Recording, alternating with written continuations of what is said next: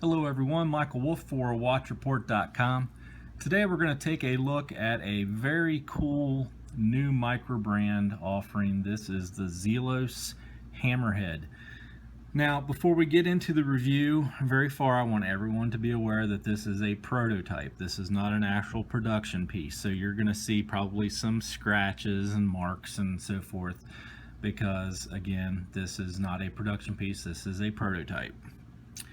Now, the Hammerhead, I would have to say, is probably one of the coolest looking micro brand dive watches that I've seen. It is going to be available in a CUSN8 marine grade bronze, as well as what you're seeing in front of you, a 316L stainless steel.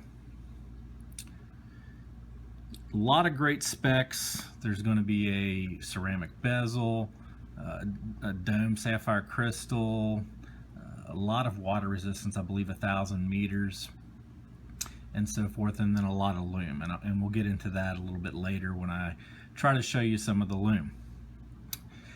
This is going to pre-order for $459. I'm not sure what the price will be after the pre-order, but I can't imagine it being too awful much higher than that after the pre-order is done.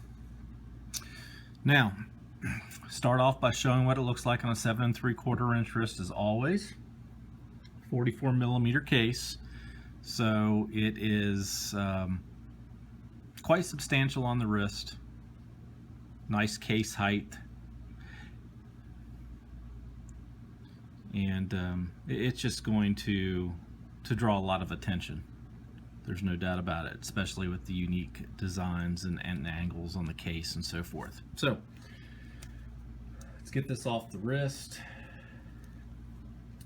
Some of the things that I've been advised about already, the differences of what will be seen in the production model versus this prototype, is that there's going to be a difference in the lume, as far as the lume's going to be a little bit more strong, have a little bit more strong staying power, so forth.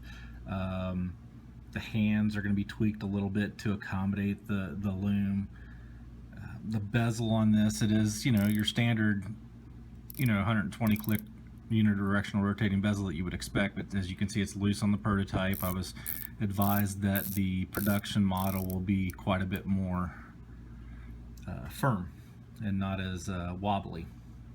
So those are probably, from what I understand, the biggest areas of change. That you might see some minor flaws with the markers on the dial and so forth on this prototype, but those will all be worked out when the production models come to fruition. So all of the variants of this watch are going to come with a canvas strap and a rubber strap, and there will, I think there's going to be a variation or a choice to have this great bracelet as well. If anyone has seen these types of bracelets, they'll know that they're fantastic. They have the built-in sliding micro adjustment. So that will be, I don't know if it comes standard with every single one, but it will be available in some way, shape, or form. So back to the watch itself. Probably some of the things that I just really love about this particular watch, more so than a lot of micro brand dive watches that I've seen, and pardon the fingerprints, there's a lot of alternating high polished and brushed finishes, and then again, just pardon any scratches and stuff like that. But it's just very angular, a very angular design to the case, as you should be able to pick up right there.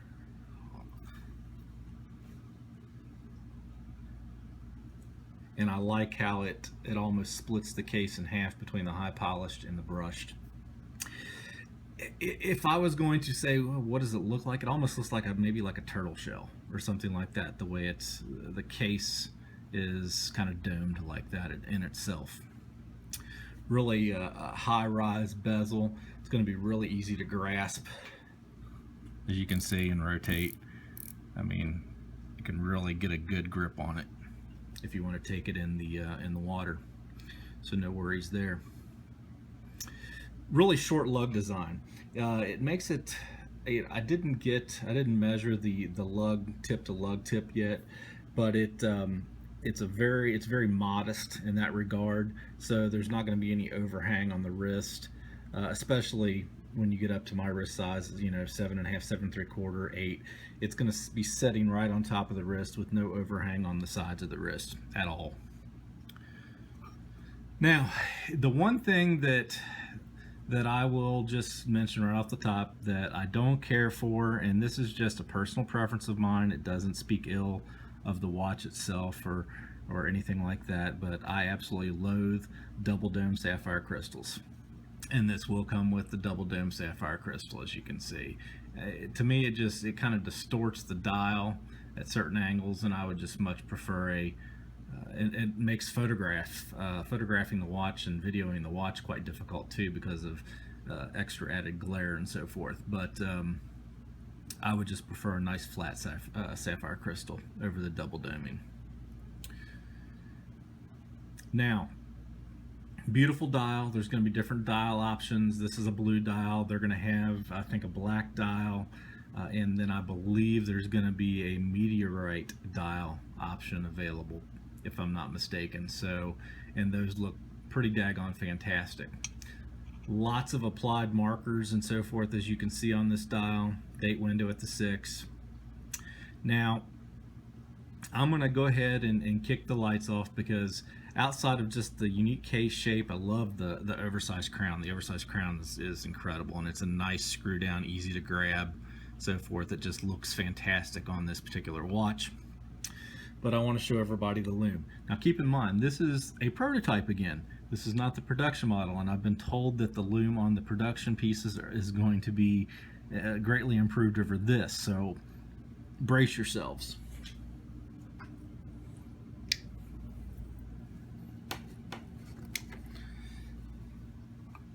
There you go. And again, this isn't in pitch black lighting either, but the Lume is a combination of C3 and BGW9, and it is pretty daggone significant. Incredible Lume on the bezel. So you Lume fanatics out there are going to really appreciate this particular watch. Absolutely gorgeous.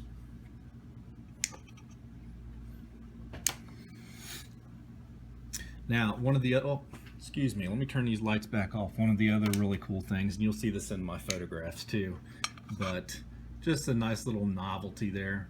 Some Lume inset into the logo on the crown face. Really nice touch.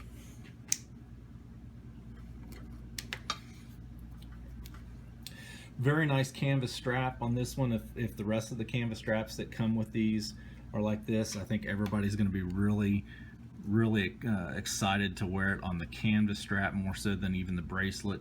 Nice leather backing, some heavy-duty stitching, fixed and floating keeper.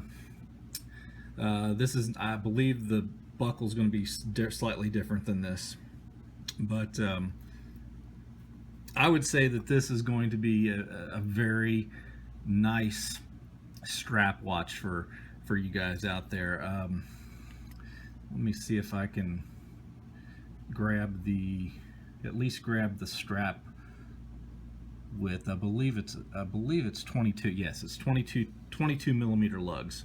So it's gonna, be an easy custom strap making job. You can throw an isoframe on it or something like that.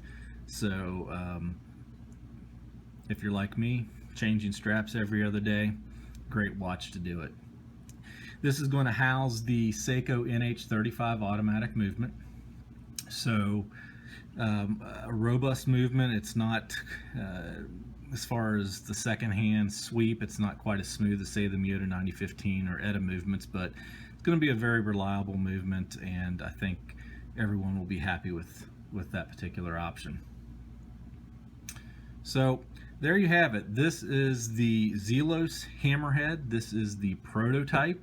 or a prototype of the Hammerhead, and the production models I believe are on pre-order right now, and again they are $459 USD for the pre-order. Bronze cases, stainless steel cases, different dial options including a meteorite, I do believe. So definitely a great watch, a great microbrand dive watch to go check out. I would like to thank Zelos for arranging this review with Watch Report. Would like to thank each one of you for watching, and stay tuned for my next video here on watchreport.com. Thank you.